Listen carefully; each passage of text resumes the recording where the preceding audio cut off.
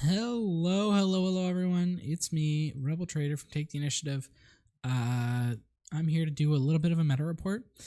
I know, obviously, the game hasn't come out yet, and we don't even have the full set yet, but there have been some tournaments going on, and we're starting to see sort of a meta coalesce. This is very much subject to change with the rest of the set coming out, but I think it's starting to get set where we have like a group of decks that are all good. And also there's a big event coming up, the Top Cut for Season 0 of the league that we've been running here at Take the Initiative. Just going to hide my video there. It'll be top 16 played out all in one day, next Saturday the 27th, starting in the morning, 8 a.m. for me, 11 a.m. EST. So yeah, it'll be interesting. And this video will basically, the decks that I'm going to show here are going to be ones that you would expect to see at that event. So this list is organized based on stats from the league right now, also Season 0.5, which is ongoing right now. And you can find out more about how to join on the link in bio. We're running leagues every month, totally free to join. Yeah, just a great way to play some unlimited. So this is our first deck, and it's the most popular deck by far in the league. And I think you should expect this deck to be a good portion of the meta. And that's Boba Green. This deck itself is about 20% of the meta in the current league, and there's a reason for that. It's very, very good. Boba himself is really, really high value, coming out as a 4/7, which is the same stats as Luke, and he comes out a turn earlier. He also gets you the ability to gain more resources. So you can have access to up to 8 resources on turn 4 when your opponent would normally have 5. Like, that's big. And also, like, being in yellow, he gets access to really cool tools like Boba Fett, the unit, Jabba the Hutt, which can go get you some tricks like shoot first, waylay, which are great answers to lots of things in the meta right now. He also Fett's Fire Spray, which might be the best card in the game right now in Boba specifically, because it's very, very hard to kill, and it presents a lot of damage right away when you play it. And it also benefits from the recent reveal of Darth Vader, the unit, which provides a good amount of top end. Not every deck is going to be running this. Some versions are more lower to the ground, some are higher. Boba's a very mid-range deck. He can play aggressively or he can play slowly, and that's what makes him great. He can beat aggro decks, he can beat control, and that's why I think he's the deck to beat. Specifically this green version. There's also a yellow version, which is the third most popular deck. It goes Boba, then something else, then Boba again in a different color, and that's this mono yellow version, which leverages is Bodhi Rook, Cunning, Candide Bouncer, to get lots of blaze. I put Administrator's Tower for the battlefield. Some people are running the Jeddah City, but I think people have started to move in the direction of wanting health more than that. So you never know, but I try it both ways. But yeah, this deck just has with Cunning and Bouncer and also Waylay, you have a lot of ways to bounce things back to hand. Lots of combat tricks with Cunning and Surprise Strike, and you still have access to Fire Spray and all the good value yellow stuff. It's not quite as popular as the green version, but it actually, if you look at the numbers, it actually wins a bit more. The Boba Green deck is about a 60% win rate, and the yellow version is about a 66% win rate, so a bit higher. But the green one is more popular. So yeah, both of them I think are very good options, and they're both very competitive decks. Our next deck is Luke. And this Luke red deck is our second most popular. I put the Boba decks together, but if you're going down in terms of the most popular decks in the league, it's Boba, and then Luke, and then Boba again, and then something else. But yeah. So this red deck has been the more popular one. And this deck is I call it mid-range. Some people might call it control. Some people might say that it's actually an aggro deck, but the fact is that it's very flexible. You have Force Throw, which is just a very, very powerful card, being able to not only, you can use it on your opponent's card, your opponent's hand, force them to discard a card, get a bit of damage out of it. That's really worth it for one resource. You can also throw something big like a Redemption or a Mace Windu at them and get a lot of damage. This thing can kill a Vader for one resource. You discard a Redemption and boom, Vader's gone. Target Town is just a really strong base. It lets you gain advantage in lots of different ways. You have good cheap plays like R2. You have Yoda, which can enable your force throw. You can stick Jedi lightsabers on things, which makes them really hard. Like R2 with a Jedi lightsaber, like that's a really, really big threat. And you also have good top end, like Mace. You have the Luke unit. You have Redemption. This Luke deck can play very flexibly. You also have like access to aggressive cards in the red aspect, like A-Wing, Red 3. I don't think most Luke decks are running for a cause I believe in, but you can theoretically. So it's very flexible. You can play slowly, you can play aggressively. That's mid-range for you. This is another version of Luke, which has gained more prominence in the last couple of days because of the reveal of this guy, Alliance Dispatcher, which just goes to show how much the reveal of one card can shake up the meta. This thing is really, really strong, especially with Luke, because Luke can get it a shield, which makes it really hard to kill early in the game. And it can get you into your expensive stuff earlier, like your Kanan on turn 2 or Bright Hope. You also have, your big Jedi top end, Obi-Wan, Luke Skywalker. You can also play Home 1. Not every one of this Luke Green deck is maining Home 1. Some of it is putting in the side deck. But I really enjoyed this deck. I'd say this is more of a control deck. You're wanting to stall to the late game, play your big things like Luke or Redemption or Home 1. And Alliance Dispatcher can get you there faster. Overall, that's what this deck does. It's control. It's probably the best hero control deck right now. It hasn't been super popular in the league, but it's been getting more popular over the past few days, I think. So then our next deck after that is Vader. This, I believe, is actually... I'm actually skipping around in the order a bit, but this is not quite the next most played deck, but it's a very good one. It's a control deck.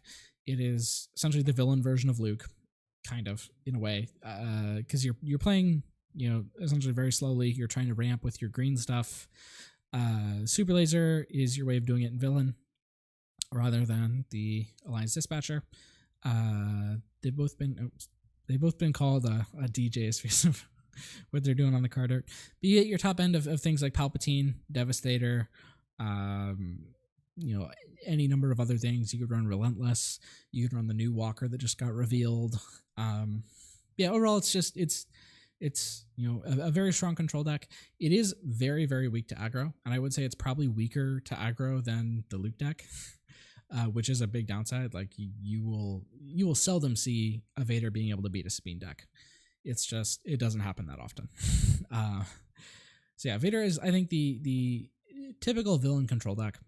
Maybe not the best one, but it's definitely very good. It won a big tournament a few months ago. The meta has shifted a lot since then, but it won because Boba was very popular. And Boba is a mid-range deck, and as the triangle goes, control usually beats mid-range. So Vader does have a good matchup into Boba. It's not unwinnable for the Boba player. But it is a fairly strong matchup. It also probably has a good matchup into Red Luke. I don't know how it actually matches up into Green Luke, but I think this deck is a dark horse. People underrate it, but it can always come back and beat some of those other decks that try to play slow because of just how strong its top end is with Devastator, Palpatine, and Vader himself is just a boss. Next up, we also have Krennic. Krennic is also a control deck. I think he's a bit lower to the ground. For a while, I called him mid-range. I think his builds have shifted more towards control, especially with the blue aspect. You get a lot of good tools like the newly revealed power of the dark side. You have takedown, and you also have like Death Trooper. Is a really good kind of control piece. You can turn on things like Scout Bike Pursuer and Krennic's ability. Scout Bike Pursuer with Krennic can get really, really big really quickly, and becomes, I mean, basically he's a threat that you can present as the control deck, which is, yeah, I mean, great. It's sort of by accident you get to do that. Overwhelming Barrage, arguably the best card in the game right now. It can deal with so many things. And then you have good top end like Avenger. You also have all the other green top end. You can play Devastators if you want. You can play your Walkers, but Avenger is really, really strong for 9 because it gets them. If you can get them down to like 1 unit remaining and a drop in Avenger, you're looking good. But yeah, Krennic can play the early game better than Vader, I think, because you have ECL and units that are worth ECLing. Like obviously in Vader you're running ECL. Some versions though have actually I think of the Vader deck have actually drifted towards playing the 30 health base because you're not getting as much out of ECL, but I have it still here as ECL. Yeah, things like Death Trooper, you can run Consortium Star Viper. That's not something that Vader typically main decks, I think, but Krennic has, at least my version has. So yeah, I've been really enjoying Krennic. I've been playing him a lot. I think he's a bit underrated. I think a lot of people are saying that though, so maybe he's not anymore. but Krennic is great. Blue Villain in general is great. And then moving on, we have aggro decks. Now, aggro decks have just not, at least in the league, have not been played as much as the heavier counterparts or the more mid-rangey decks. So, and I think, some players might be able to exploit that and take aggro all the way. But I think right now people are worried about, Sabine, they're worried about Leia. And so they're bringing, mid-range decks that beat that. Maybe people bring control decks to beat the mid-range decks, and the the real metagamers bring the aggro to beat the control. It's always that. There's always that triangle going on. But I think Unlimited is great. I think the meta is such that there's balance. There's good control decks, there's good aggro decks, and there's good mid-range decks. It's not totally unwinnable. None of the matchups are. Like, Sabine maybe has a bad matchup into Boba, but it can definitely beat Boba if you try hard enough. So yeah, what's this Sabine deck do? It basically leverages, cheap units like the Green Squadron A-Wing, Millennium Falcon, and then for a cause I believe in to get damage in at the last minute. Most versions have been running with yellow. There hasn't been much experimentation with other colors, but I think there's room for it. And you have K2SO. Sabine is a very, very low to the ground aggro deck. Just try and deploy Sabine early, push stuff out. I think it tends to play a bit slower than some of the other aggro decks, namely Leia, but it's still very fast, and you can definitely push damage really, really quickly. And then the other aggro deck, which in the league right now is a bit more popular than Sabine actually, but not by a ton, is Leia. And Leia takes that red shell and it also splashes in green. You're not running many green cards. In fact, a lot of lists that I've seen are literally only running these 3 that I'm showing on screen. Like Defender, Battlefield Marine, Academy Training. Because Defender is just really, really good. 4/3 Sentinel for 3. It's really good stats. Sentinel is amazing. It's incredible. Battlefield Marine is I think one of the best, arguably the best 2-drop in the game. There's not many abilities that make up for that 3/3 stat line. Academy Training is cute. Not every deck is running it, or not every version of this deck is, but it can it can make some unkillable beasts. And then you have that same red shell that Sabine relies on. So your A-Wings, your red 3s, Spec Force Soldier, Benthic if you want, and for a cause I believe in. And then Leia herself is an absolute beast. Like her ability to get actions is, a lot of people undervalue that. It's really, really strong. Moving on. These are decks now that are not like the top tier, at least not in terms of what people are playing.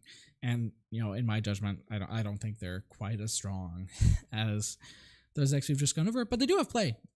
That's like one of the things that I love about Unlimited right now is that almost everything has play to some extent. So these are 2 blue characters, Iden and Chirrut. Turret has only been revealed for a couple of days, so people haven't really had as much time to really figure out what makes him tick. Iden's been around for longer, and I think most people just think she's like a worse version of Krennic, but she does have some advantages over him. Like she can heal, which is great. She can play, I think, a bit later than Krennic. She's I mean, she's not. I mean, by that I mean she's not as reliant on control. Like she can play mid range, I think, more effectively than you think.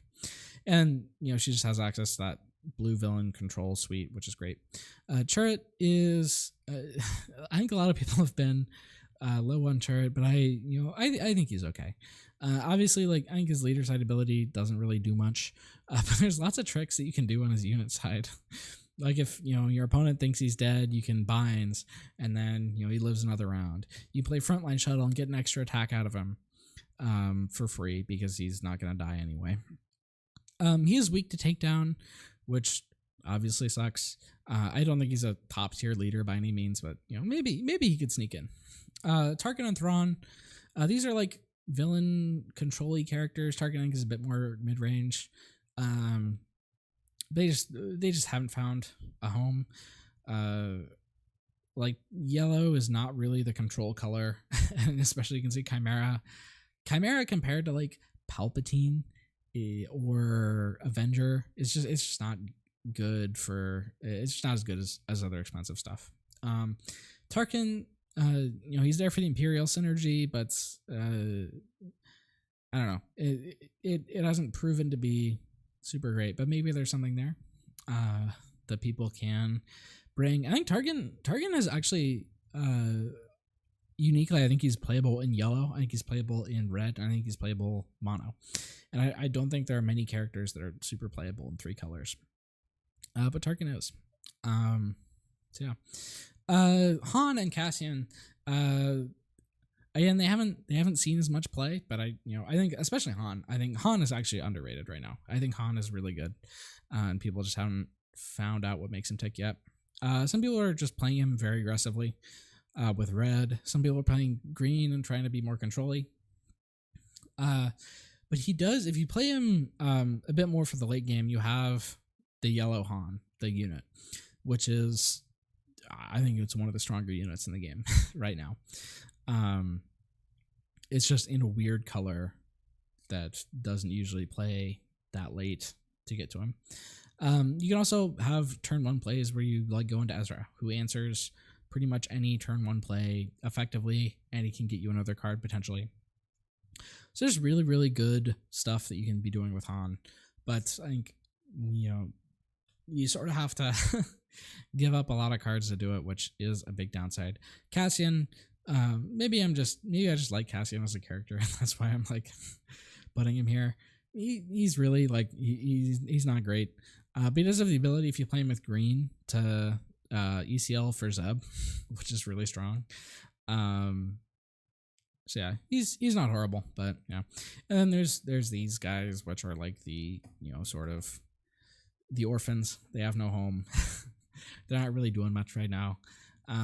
Although I do think they have play. Like I think Chewbacca has a decent control deck. Grand Inquisitor's got some new support recently that maybe makes him better. Hera can also do the ECL thing with Zeb, which is cool. Jin and IG, I really don't think they have much of a home right now. Jin, I've heard Jin is really good in draft. I've only played 1 draft though, so I'm really not sure. And this is our unrevealed leader that hasn't been revealed yet. They won't be revealed by the time that the Top Cut starts, likely. So yeah, but yeah, they could definitely shake the meta up. I think a lot of people are presuming it's Palpatine. We don't necessarily know that, but I think it's likely. So yeah, that's it. That's where the meta is right now. If you think I got anything wrong, let me know. If you think I'm missing anything, do tell. But yeah, it's we don't really have any major events right now, so the meta isn't super defined. But I do think it's defined enough that I wanted to make this video, share my thoughts. I'm hoping to do these like semi-regularly, maybe if not monthly, at least like whenever there's a big shift, because I do think it's worth having something like this that tells people what all the top decks are right now. Have a good day. Hope your football team is doing well in the playoffs. See ya.